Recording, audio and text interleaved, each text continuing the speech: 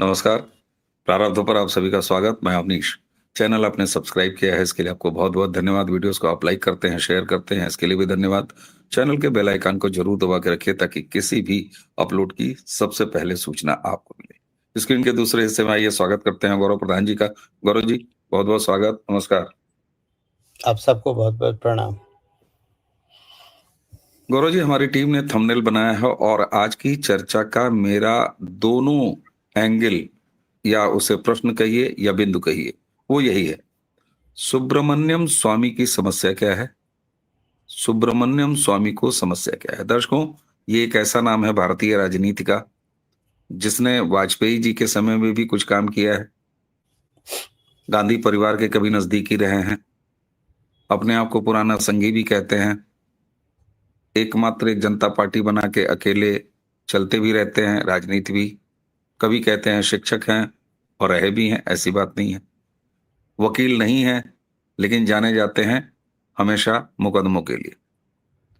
जिस नए मामले का मैं जिक्र करूं तो नेशनल हेराल्ड का केस, क्रेडिट जाता है इनको, ये लेते भी हैं क्रेडिट, लेकिन 11 साल हो गए और अब जो नया डेवलपमेंट हुआ उसमें क्या किया आखिरकार स्वामी जी ने? गौरव जी, मैं आपको अगर ये अनुमति हो तो दिखाता चलूं।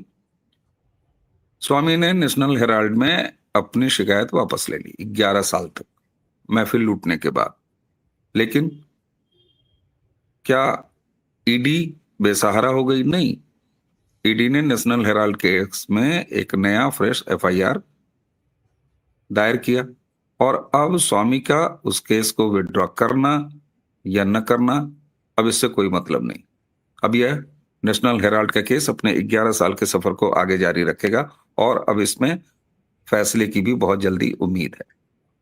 लेकिन बीच बीच में जो पॉलिटिकल कैरेक्टर है गौरव जी, चाहे वाजपेयी जी का दौर याद करें, आप तो बिल्कुल इनको अध्ययन कर रहे हैं, और अभी जो इनकी समस्या पीड़ा अपनी सांसदी जाने, रिपीट न करने, या कभी जयशंकर से प्रॉब्लम, कभी जेटली जी से प्रॉब्लम रही इनकी, तो एक पुराना सिलसिला रहा है। कई लोग इन्हें पॉलिटिकल ब्लैकमेलर भी कहते हैं। मैं वही बातें कह रहा हूं जो लोग कहते हैं। आखिर नरेंद्र मोदी से इनको समस्या क्या है? जिस तरीके से इन्होंने और मधु किश्वर ने आपत्तिजनक, भद्दा और घिनौने तरह के एक ट्वीट किए, बाद में विड्रॉ भी कर लिया, जिसका कि जवाब स्वामी को देना चाहिए। समस्या क्या है इस आदमी की? क्या है ये आदमी भारतीय राजनीति में, वाजपेयी जी से लेकर नरेंद्र मोदी एरा तक? गौरव जी प्लीज। मैं आप सभी दर्शकों को प्रणाम करके ये बोलता हूँ कि आज थोड़ा धैर्य से सुनिएगा। ये वीडियो लंबा हो जाएगा क्योंकि आपने पूरी हिस्ट्री जानने की कोशिश करी है, जो मेरी स्टडी है। मैं किसी और की स्टडी की बात नहीं कर रहा, मैं अपनी बात कर रहा हूँ। दूसरा, मैं केवल प्रश्न चिन्ह लगा रहा हूँ, मैं किसी पे आक्षेप नहीं लगा रहा हूँ। तो इस बात को अपने ध्यान में रखिएगा। आप सब समझदार लोग हैं, ऐसा मेरा मानना है। तो अपना खुद का विवेक इस्तेमाल कीजिएगा। मेरी हर बात पे सहमत होने की ज़रूरत नहीं है। आपने बताया वाजपेयी जी से आज तक। आप एक पहलू भूल गए, वाजपेयी जी से पहले चंद्रशेखर सरकार में सुब्रमण्यम स्वामी जी कॉमर्स मिनिस्टर थे और उस सरकार ने भारत का गोल्ड गिरवी रखा था। सुब्रमण्यम स्वामी अपने आप को बहुत बड़ा इकोनॉमिस्ट बोलते हैं और बहुत बड़ा रिफॉर्मर बोलते हैं, लेकिन सच ये है कि सरकार में रहते हुए सरकार ने सोने को गिरवी रखा, तब उनकी इकोनॉमिक्स नॉलेज कहाँ चली गई थी? ये हो क्यों रहा है? सुब्रमण्यम स्वामी महादेव के आशीर्वाद से बहुत विद्वान व्यक्ति हैं और उनको जितना प्यार, विश्वास लोगों से मिला, लोगों ने, हिंदुओं ने उनको एक तरह से भगवान मान लिया कि जो स्वामी जी कहेंगे वही सही है और इसमें कोई बुरी बात नहीं है। एक एक गुरु का दर्जा लगभग स्वामी जी को मिल गया था। लेकिन वही होता है, कुछ चीजें हजम नहीं होती हैं जल्दी। हवा में जब इंसान उड़ने लगता है, जब गुरु का दर्जा मिलता है, जब उसको लोग भगवान की उपाधि बनाते हैं, तो वो ये सोचने लगता है कि मैं सर्वज्ञ हूँ, मेरे से बड़ा कोई नहीं है, मेरे से ज़्यादा विद्वान कोई नहीं है, क्योंकि कुछ मेरे पेट चमचे मेरे को भगवान मानते हैं। स्वामी जी राजीव गांधी के अच्छे मित्र थे, लेकिन उन्होंने कहा कि हम उनसे पूछा गया क्या राजीव गांधी बोफोर्स में जब पैसे लिए किकबैक, जिसका खुलासा स्वीडन की मैगजीन ने करा, तो स्वामी जी ने उसको नकार दिया। प्रॉब्लम कहाँ है? प्रॉब्लम ये है कि जो ज्ञान है, वो ज्ञान अपने आप को महान बनाने में खर्च हो रहा है, ना कि राष्ट्र को महान बनाने में, ना हिंदुओं को महान बनाने में। अब मैं एक-एक पॉइंट लेके चलता हूँ। श्री राम जन्मभूमि का केस स्वामी जी ने फाइल करा, जिसका उन्होंने हमेशा क्रेडिट लिया और लेना भी चाहिए। लेकिन जब बारीकी से मैंने देखा, तो मुझे ज्ञात हुआ, क्योंकि देखिए, मैं इस बात को झुठलाऊंगा नहीं, स्वामी जी का मैं भी फैन रहा हूँ और बहुत बड़ा वाला फैन रहा हूँ। 2013 से पहले मुंबई में मैं एक बार उनसे मिला, मैंने उन्हें कुछ बातें बताई थी, तो उन्होंने मेरे को बोला था ये किसी को मत बताना, जबकि मैं सोशल मीडिया पे लिखता था, ये किसी को मत बताना, ये तुम मुझे बताओ, सारे डॉक्यूमेंट्स मुझे दो, मैं देखता हूँ। जब वो मैं देखता हूँ वाली बात आई ना, तो मेरे दिमाग की घंटी बज गई।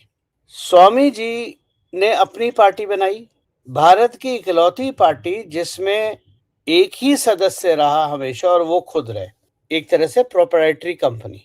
केवल एक व्यक्ति स्वामी जी के पार्टी में आया, जो लोगों को शायद याद ना हो, जिसको उन्होंने पार्टी में आने दिया, विजय माल्या। तो किस ईमानदारी की बात करते हैं स्वामी जी, जब वो विजय माल्या जैसे लोगों को भी पार्टी में लेते हैं।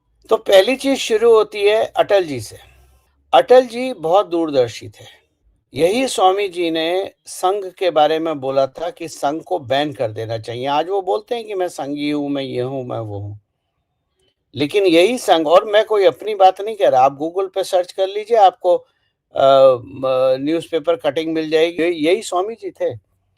अटल जी की सरकार में संघ से प्रेशर लगाया था कि स्वामी जी को मंत्री पद दिया जाए, और वो भी वेरी स्पेसिफिक फाइनेंस मिनिस्ट्री दी जाए, जिसपे अटल जी ने संघ को बोला था या तो आप उन्हें फाइनेंस मिनिस्टर बना दीजिए या मुझे प्रधानमंत्री बना दीजिए, दोनों एक साथ नहीं हो सकते, आपको एक चूज करना पड़ेगा। तो अटल जी प्रधानमंत्री बने, और ये साहब कोई मंत्रालय नहीं मिला इनको, कहीं घुसने नहीं दिया गया। नतीजा क्या हुआ, इन्होंने ठान ली अटल जी की सरकार को गिराने के लिए। वो टी पार्टी बहुत फेमस है, कोई भी गूगल पे जाकर टी पार्टी सर्च करेगा, मिल जाएगा। टी पार्टी में आपने साथ लिया, कांग्रेस वगैरह तो थे ही, लेकिन आपने जो घटक दल भाजपा एनडीए के थे जिनका साथ लिया, उसमें सुश्री जयललिता जी भी थी। जयललिता। और आपने अटल जी को गिराने के लिए टी पार्टी करी, और आपने जयललिता जी का सहारा लिया, और उन्हीं जयललिता जी को जेल में भेज दिया। ये आपके मापदंड क्या थे? आप किसी के लॉयल तो कभी हुए नहीं। आज सुब्रमण्यम स्वामी जी बहुत आपत्तिजनक शब्दों का इस्तेमाल करते हैं सोनिया गांधी के लिए। देखिए, मैं किसी पार्टी में नहीं हूं, लेकिन आपत्तिजनक शब्दों का मैं विरोध करता हूं, चाहे किसी के लिए भी हो। वैचारिक मतभेद हो सकते हैं, लेकिन किसी को वैश्या बोलना, किसी को इस तरह के शब्दों का इस्तेमाल करना उचित नहीं है। वही स्वामी जी जो सोनिया गांधी के चरणों में बैठते थे, उन्होंने आज उनको वैश्या बोलना शुरू कर दिया। तो ये सीन है क्या? फिर आपने जब अटल जी की सरकार गिराई थी, जो मेरी जानकारी है, इनको वादा ये किया गया था कि आप गिरा दो, उसके बाद हम प्रधानमंत्री आपको बनाएंगे। में जब सरकार बनी कांग्रेस की, तो चुने गए Manmohan Singh. Manmohan Singh elected prime minister नहीं थे, Manmohan Singh selected prime minister थे। तो 2004 से पहले सब कुछ बढ़िया था, लेकिन जैसे ही वो हुआ 2004 के बाद, सुब्रमण्यम स्वामी के तेवर सोनिया गांधी के लिए बदल गए, गाली गलौज पे आ गए, बिलो द बेल्ट कमेंट करना उनकी फ्रस्ट्रेशन की निशानी है, वो करने लगे। अब सुब्रमण्यम स्वामी का क्लेम टू फेम क्या है? पहला, राम मंदिर का केस सुब्रमण्यम स्वामी ने लड़ा। आप लोग सभी विद्वान हैं, आप लोग आजकल सोशल मीडिया पे या गूगल पे आपका सारा डेटा होता है। आप खुद सर्च कीजिए सुब्रमण्यम स्वामी जी का केस राम मंदिर का था क्या? सुब्रमण्यम स्वामी का केस जो राम मंदिर का था, वो ये था कि हमें पूजा का अधिकार होना चाहिए। यानी पूजा का अधिकार मांगा था, यानी चाहे रामलला टेंट में रहें, मंदिर में रहें या सड़क के फुटपाथ पे रहें, हमें पूजा का अधिकार होना चाहिए, जो उस समय रिस्ट्रिक्टेड था। क्योंकि अगर आप लोगों को याद हो कि रामलला के कपड़े बदलने के लिए भी कोर्ट से परमिशन ली जाती थी और बजट सैंक्शन कराया जाता था, तब जाके रामलला के कपड़े बदले जाते थे। या टेंट फट गया होता था तो टेंट बदलने के लिए, टेंट को रिपेयर करने के लिए बजट एलोकेट कोर्ट करता था और कोर्ट के माध्यम से ये होता था। तो आपने मंदिर के लिए लड़ाई नहीं लड़ी थी, आपने लड़ाई लड़ी थी पूजा के लिए।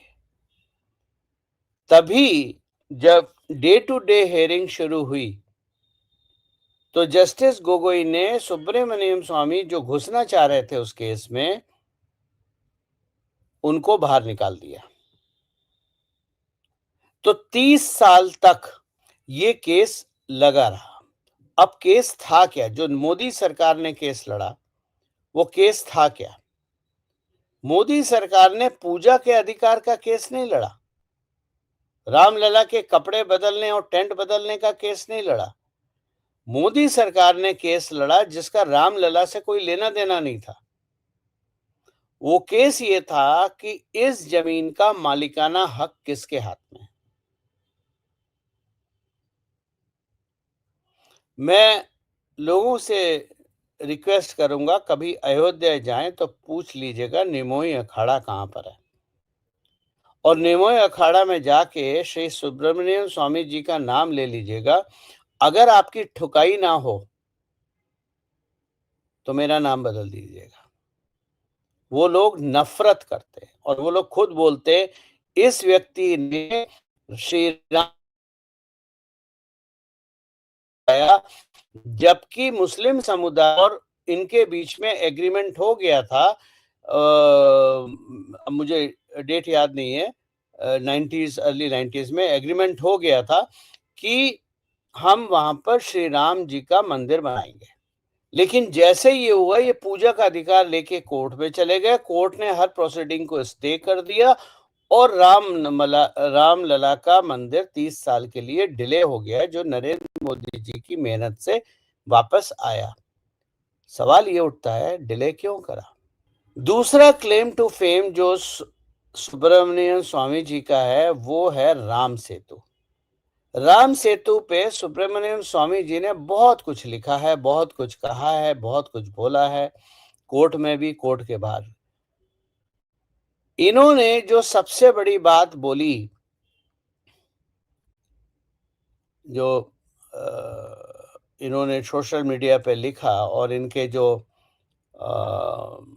चट्टे बट्टे हैं, उन्होंने उस चीज को फैलाया। क्योंकि अगर आप काउंटर करो तो फिर इनके जो चट्टे बट्टे हैं, जो किसी टाइम बॉलीवुड में लड़कियां सप्लाई करने का काम करते थे, अब उनके साथ बैठ गए। ये लोग आपके ऊपर पिल जाएंगे, गालियां गलौच और कैरेक्टर असैसिनेशन, और मतलब बिना तर्क के हर चीज शुरू कर देंगे। मैं तो इन चीजों को झेला हुआ हूं। जितना चरित्र हनन मेरा हुआ है उतना किसी का नहीं हुआ होगा सोशल मीडिया पे। तो राम सेतु की बात करिए, और सुब्रमण्यम स्वामी ने क्या फैलाया कि राम सेतु को नेशनल मॉन्यूमेंट बना देना चाहिए। एग्री करते हो ना आप अविनीश भाई?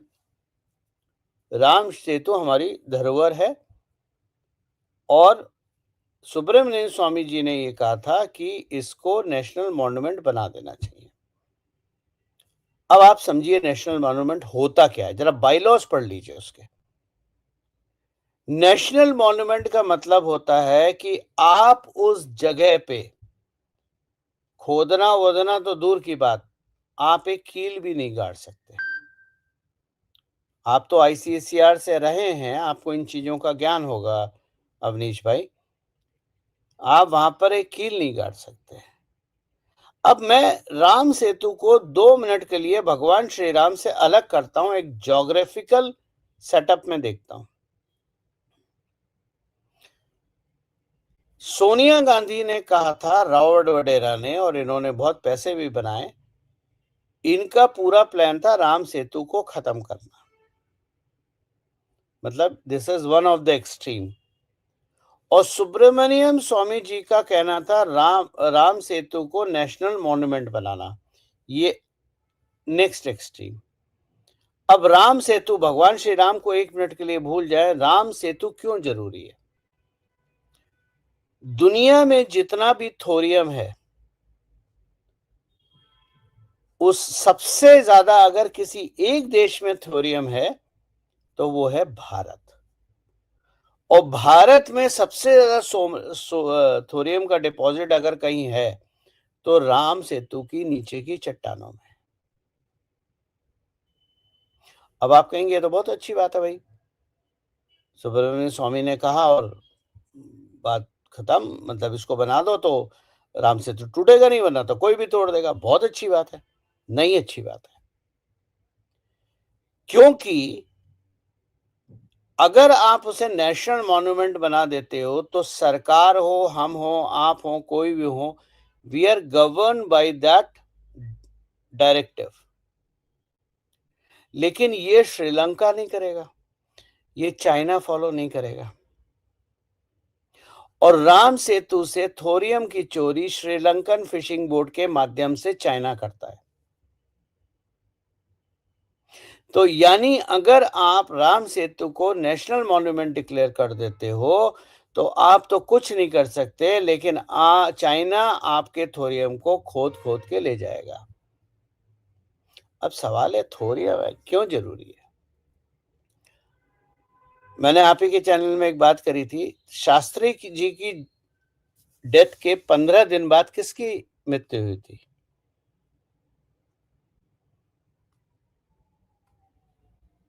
भाभा की हुई थी ना, होमी भाभा की।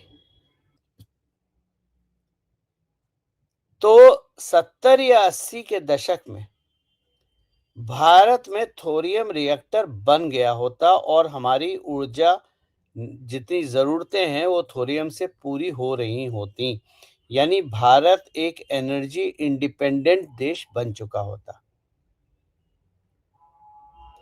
अगर बन जाता तो नुकसान किसका होता? उन देशों का होता जो देश जबरदस्ती अपने न्यूक्लियर प्लांट बेचते हैं, अपने ही कंट्रोल में रख के दुनिया भर में बेचते हैं, यानी अमेरिका। तो नेशनल मॉन्यूमेंट में आप भारत का लगभग 80% थोरियम को डिग आउट करने से रोक रहे हो, यानी आप भारत को थोरियम रिएक्टर पे काम करने से रोक रहे हो। आप भारत का, जो प्रेसिडेंट अब्दुल कलाम जी ने बोला था थोरियम के बारे में, आप भारत को थोरियम रिएक्टर बनाने से रोक रहे हो। किसकी शय पे? अमेरिका की शय पे। क्योंकि अगर भारत थोरियम खोदेगा तो ऐसा तो नहीं थोरियम खोद के बोलेगा पुल गिर गया हमें तो थोरियम मिल गया। कुछ रीइंफोर्समेंट तो करा जाएगा, सिविल रीइंफोर्समेंट करा जाएगा कि आप थोरियम भी निकाल लीजिए, लेकिन आप राम सेतु को भी उसके मूल स्वरूप में रखिए। ये रूल चाइना फॉलो नहीं करेगा, ये फुल कौन फॉलो करेगा? भारत। बिल्कुल मजबूरी है उसकी। तो अगर आप राम सेतु को नेशनल मॉन्यूमेंट डिक्लेयर कर देते हो तो नुकसान किसका हुआ? ऑब्वियसली भारत का। ठीक बात, ठीक बात है। अब आप राम सेतु हो गया, जयललिता हो गया, अब आ जाइए 2G पे। बड़ा उधम काटा जाता है 2G पे। ये भी सुब्रमण्यम स्वामी का केस था। क्या हुआ 2G पे? 2G था क्या? आपने मुझे स्पेक्ट्रम 100 रुपए में बेचा, मैं उस पे 1000 रुपए क्लेम कर रहा हूं। भाई आप एक शैम्पू बनाते हैं, आप वो शैम्पू मुझे मेरी दुकान में रखते हैं, आपका बनावट बनती है 80 रुपए, आप मेरी दुकान में रखते हैं 100 रुपए का, 20 रुपए का आप प्रॉफिट लेते हैं। मैं डिपेंड करता हूँ आगे कितने में बेचूँ, मैं 150 में बेच देता हूँ, मैं 50 रुपए मार्जिन ले लेता हूँ। अब आप पे तो लीगल नहीं है ना, आप मेरे पास आके बोलोगे 150 रुपए क्यों कमाए? 2G केस कुछ था ही नहीं। ये फितूर था स्वामी का खड़ा हुआ। इस व्यक्ति ने हर उस इंसान की पीठ में छुरा घोंपा जिस इंसान ने इसका साथ दिया। क्योंकि जब आप में अपने दिमाग का घमंड चरम पे पहुंच जाए तो आप किसी की नहीं सुनते। तो आपने 2013 में ये देखा, अपॉर्चुनिटी देखी, जो उनकी तारीफ करनी पड़ेगी समझने की, कि नरेंद्र मोदी प्रधानमंत्री बन जाएंगे। सोनिया गांधी ने तो उन्हें प्रधानमंत्री नहीं बनाया था। तो ये नरेंद्र मोदी प्रधानमंत्री बन जाएंगे। नरेंद्र मोदी गुजरात से आया हुआ व्यक्ति है जिसको कोई नहीं जानता, अकल वकल है नहीं उसमें, ज्यादा पढ़ा लिखा है नहीं, हार्वर्ड और ऑक्सफोर्ड की डिग्रियां उसके पास है नहीं, और उसके पास इस तरह के भी लोग नहीं है जिनके पास हार्वर्ड की डिग्री हो और फाइनेंस की नॉलेज हो। तो भाई साहब अपनी पार्टी मर्ज कर दो और उसके बाद हम क्लेम कर लेंगे फाइनेंस मिनिस्ट्री।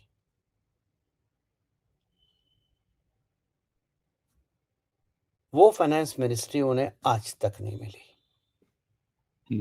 और इस वजह से उन्होंने पहले अरुण जेटली को गालियां देनी शुरू करी, फिर जयशंकर को गालियां देनी शुरू करी, फिर निर्मला सीतारमन को गालियां देना शुरू करी, जिस लेडी ने कोविड से लेके आज तक भारत की अर्थव्यवस्था संभाली बिना शोर शराबे के। बहुत राइट विंग के भी बहुत लोगों ने निर्मला जी को गालियां दी।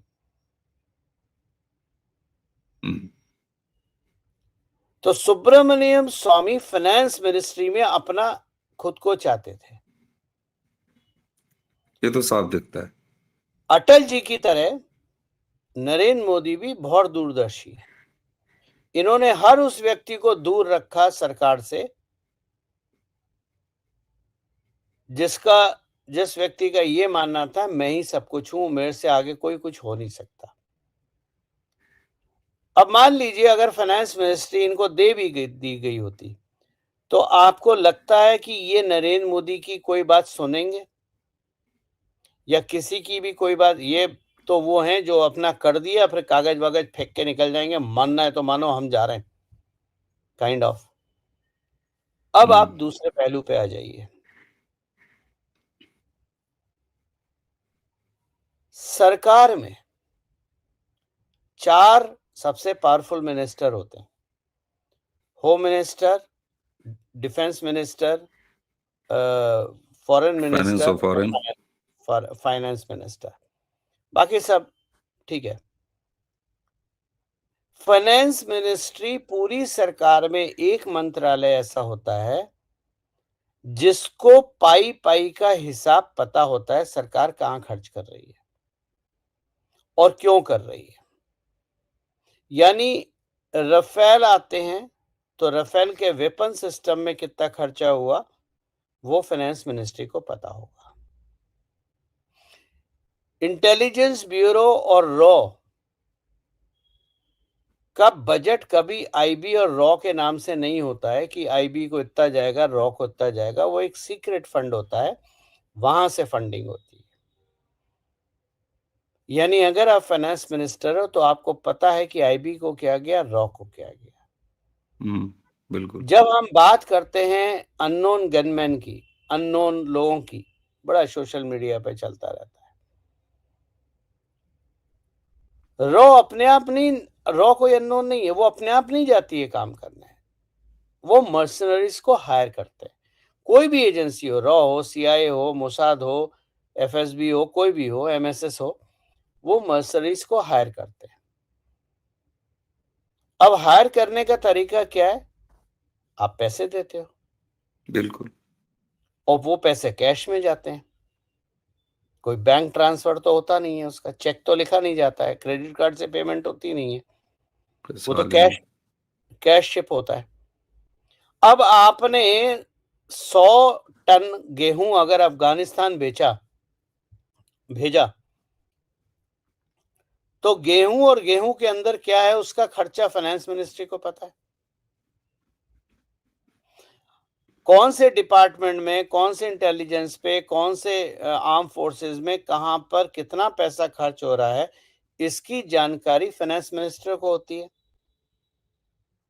इसीलिए फाइनेंस मिनिस्टर वो होता है जो प्रधानमंत्री का सबसे विश्वास पात्र व्यक्ति हो, जैसे अरुण जेटली और उसके बाद निर्मला सीतारमण। भारत के बाहर ये सारी डिटेल किसे चाहिए? CIA को चाहिए। तो क्या कारण है कि फाइनेंस मिनिस्ट्री पे जोर इसी वजह से दिया जाता है? मैं प्रश्न कर रहा हूं। ठीक प्रश्न है, बिल्कुल। ठीक है, तो श्रीमान सुब्रमण्यम स्वामी जो अपने आप को ब्रह्मा का अवतार मानते हैं, क्योंकि उन्होंने एक बार बोला था, कश्यप गोत्र के हैं, मैं भी कश्यप गोत्र का हूं। उन्होंने बोला था मैं कश्यप गोत्र का हूं, तो कश्मीर तो मतलब पूजा करे मेरी, ऋषि कश्यप की भूमि है तो वो तो हमारी भूमि है। मैं उनके अंदर वो ब्राह्मणवादी, कश्यप ब्राह्मणवादी, अपने आप को भगवान मानने की बहुत बड़ी बीमारी है, और यही बीमारी उनका कारण है कि उनकी वाणी पे संयम नहीं रहता है, क्योंकि वो हर चीज में इंटाइटलमेंट ढूंढते हैं। मतलब ये आप तो कुछ रहा भी है। करो, आप कुछ भी करो, आप पहले उनसे पूछो। प्रधानमंत्री भी उनसे पूछे, प्रधानमंत्री का अपना कोई विवेक है नहीं। जयशंकर जो 40-45 साल फॉरेन मिनिस्ट्री में रहे, उनको फॉरेन मिनिस्ट्री पता नहीं है जो सुब्रमण्यम स्वामी को पता है। और आदरणीय सुब्रमण्यम स्वामी विराट हिंदू की इमेज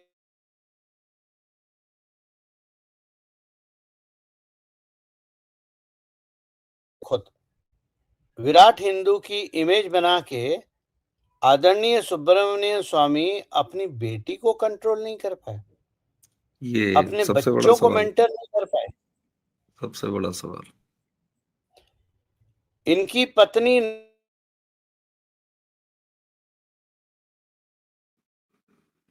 थी, सर देसाई को बुलाया गया था,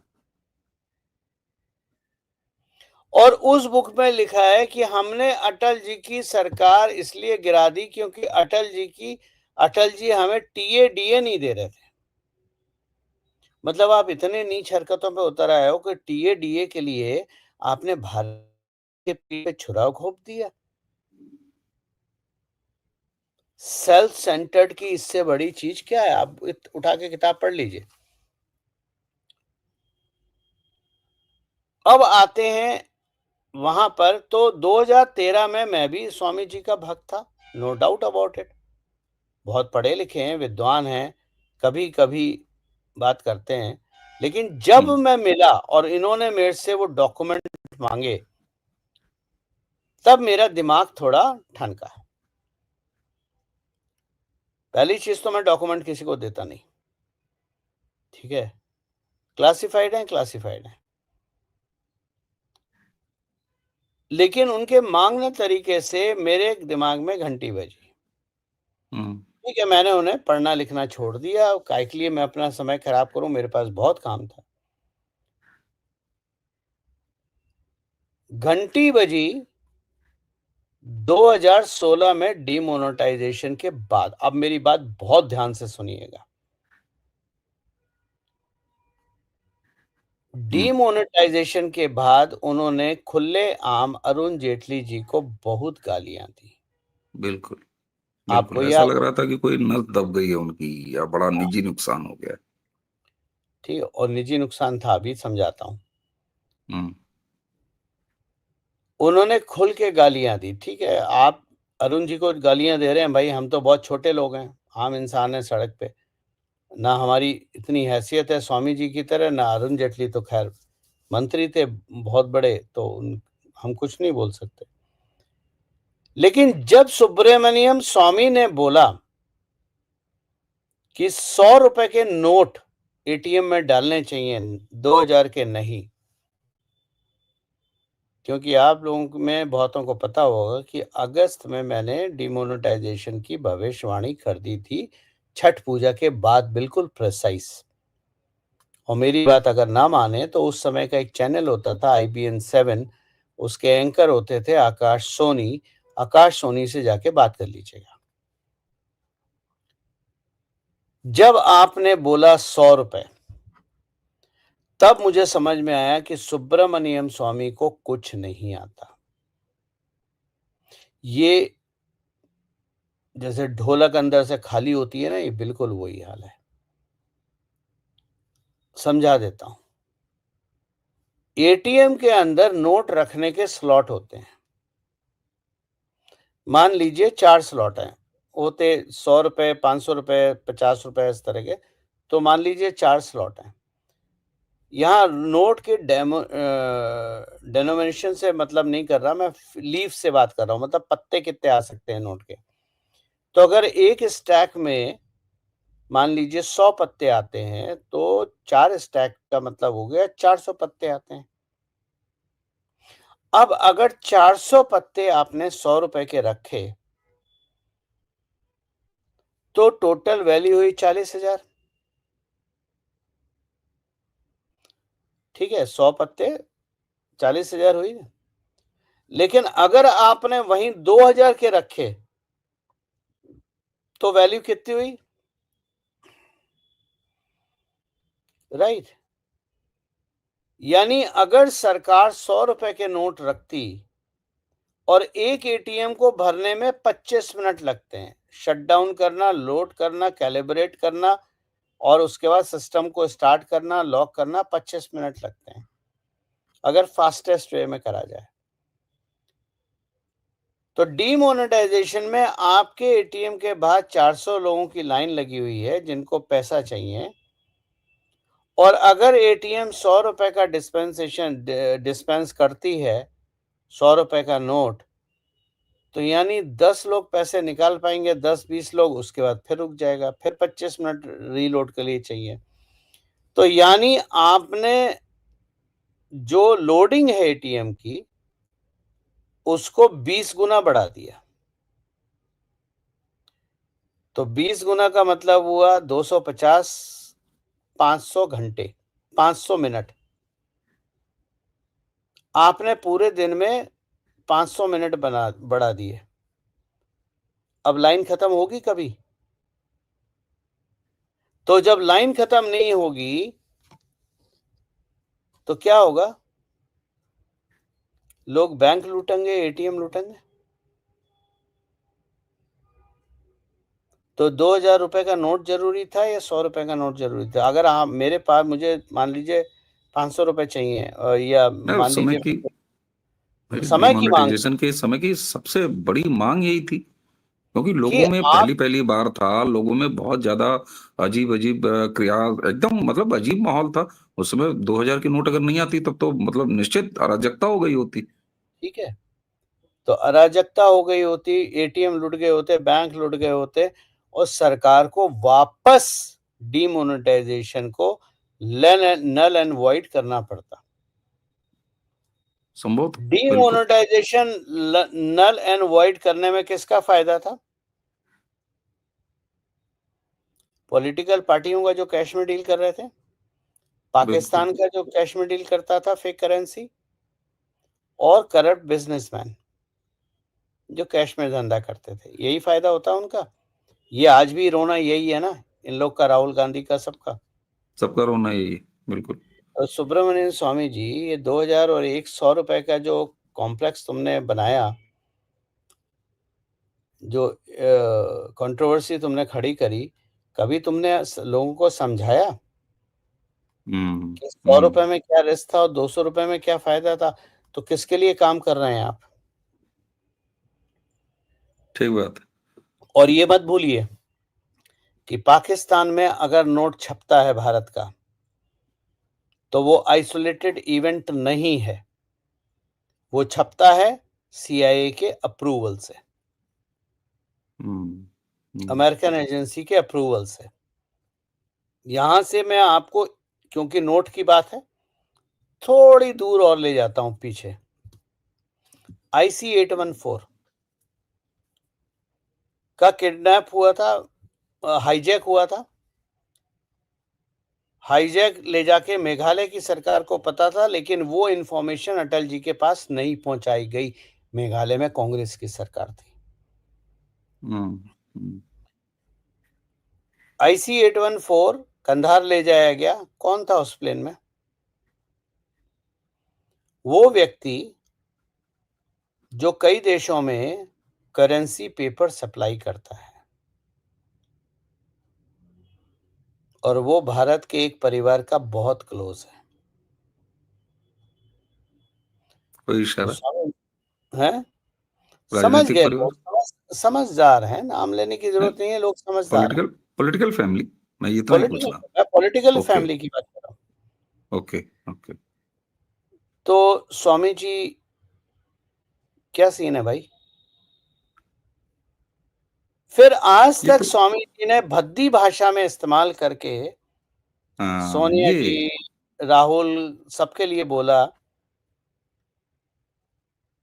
इन लोगों ने कभी केस क्यों नहीं करा?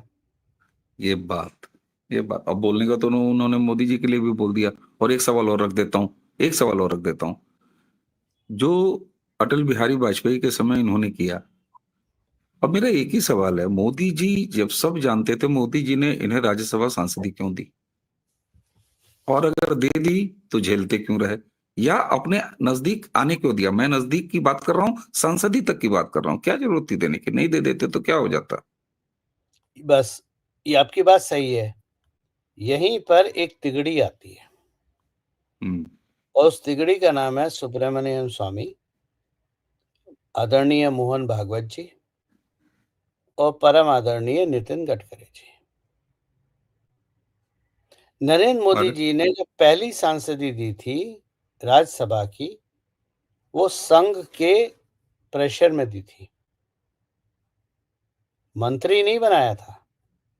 हाँ, मंत्री तो नहीं बनाया था, ये तो मंत्री क्लियर। बनाने के लिए मना कर दिया था, लेकिन ये बोला था राज्यसभा दे देंगे, लेकिन मंत्री नहीं बनाएंगे। क्योंकि राज्यसभा देने से ये व्यक्ति अपने आप में खुद एक्सपोज हो गया, क्योंकि इन्होंने राज्यसभा के पटल से वही शब्दावली इस्तेमाल करी जो संसदीय नहीं है, किसी पार्टी की अध्यक्षा पे, जो नहीं करनी चाहिए। एक संसद की अपनी मर्यादा होती है। आप भी जानते हैं कौन कौन है। अब पप्पू यादव अगर संसद में हैं, तो ये पप्पू यादव है जहाँ पुरुलिया में हथियार गिराए गए थे। हथियार गिरा, बिल्कुल। तो हर तरह के लोग होते हैं, लेकिन एक संसद की मर्यादा होती है। बाहर आके आप बोलिए, लेकिन लेकिन ये तो इनके जमान में लगाम है नहीं। अब आगे बढ़ते हैं। कंगना राणावत का ऑफिस उद्धव ठाकरे ने तोड़ दिया। हम्म। इन्होंने अपने, जो इनका लीगल काम करता है, क्योंकि ये तो लॉयर नहीं है, उसको ये तो बोला अपनी भाई वाइफ के नाम पे वो गलतनामा लगाते हैं अपने केसेस में, अपने जहां तक केसेस मेरी में। जानकारी है। जी, तो इन्होंने कंगना राणावत को बोला, परेशान ना हो, तुम्हारा केस हम लड़ेंगे। ठीक है, लड़ा? नहीं लड़ा। क्यों नहीं लड़ा? एक दो क्योंकि स्टेटमेंट भी इसके आए थे माइलेज नहीं कंगना के। मिलना था। नहीं, क्यों नहीं लड़ा? क्योंकि संसदीय जारी थी। इनको पता था हम्म। मोदी अब संसद फिर से रिपीट करेंगे नहीं, क्योंकि एक कई वादा हुआ है। और अगर अब बाहर से संसद में आना है, तो आपको उद्धव ठाकरे का भी साथ चाहिए।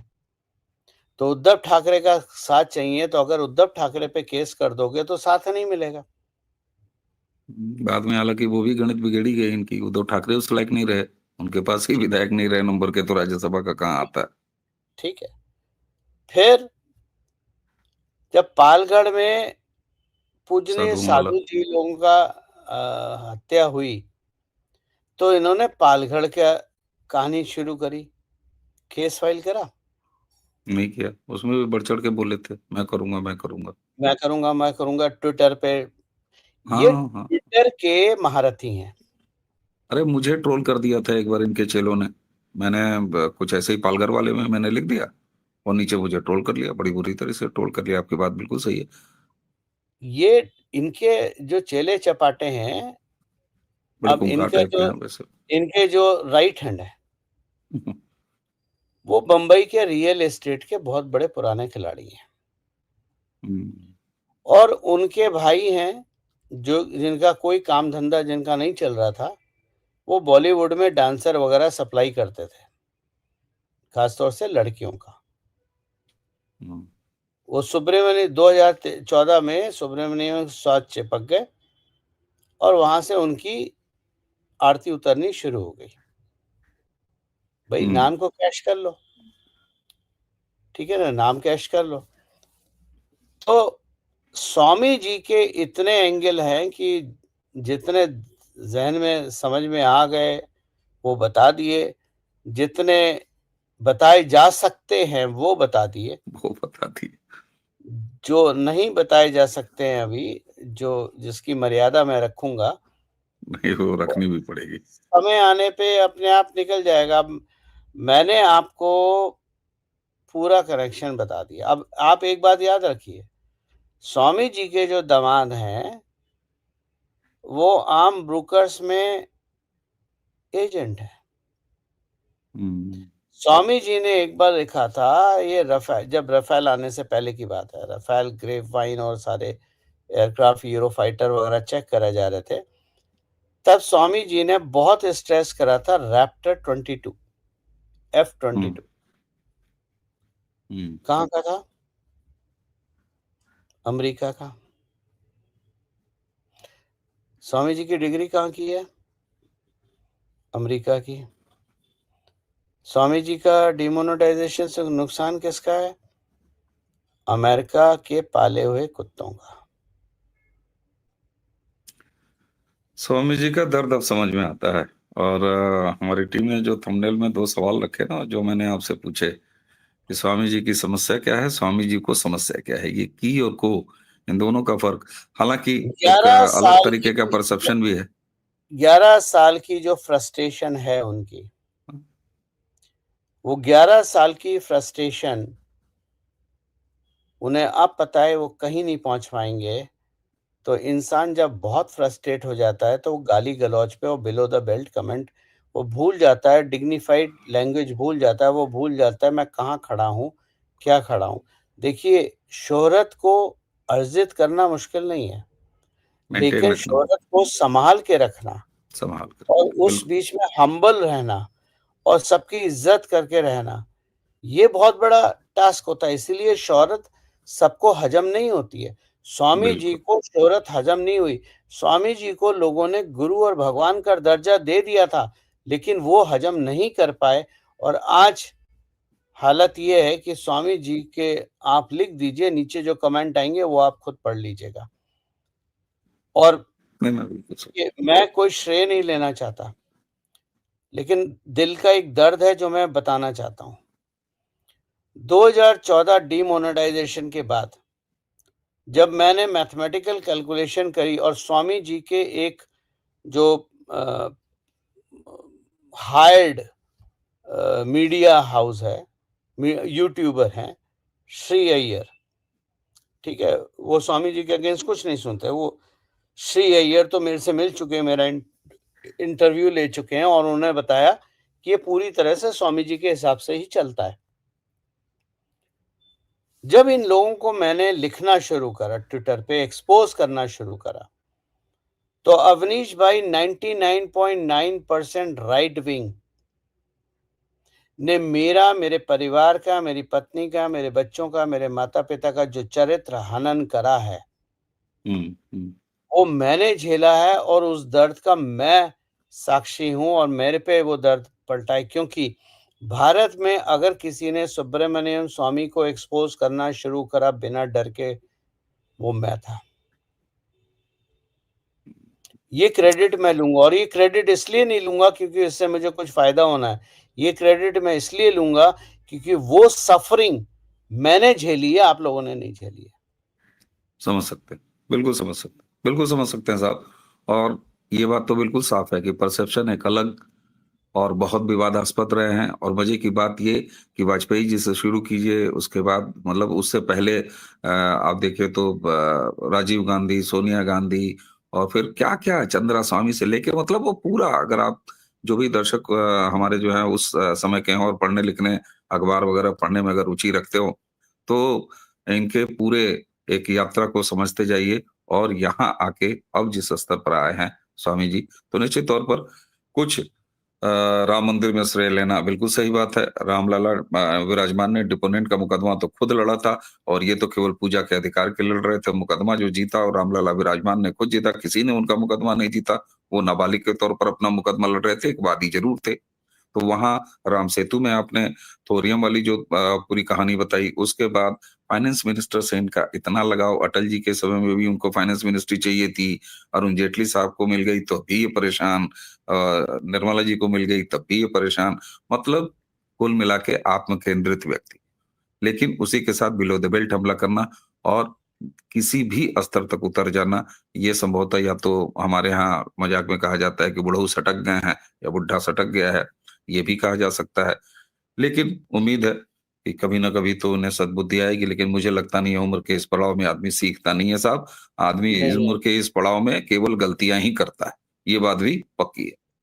गौरव जी, बहुत कुछ स्वामी चरित्र के बारे में कहा जा सकता है। आपके पास इतनी जानकारी है कि अनवरत सुना जा सकता है।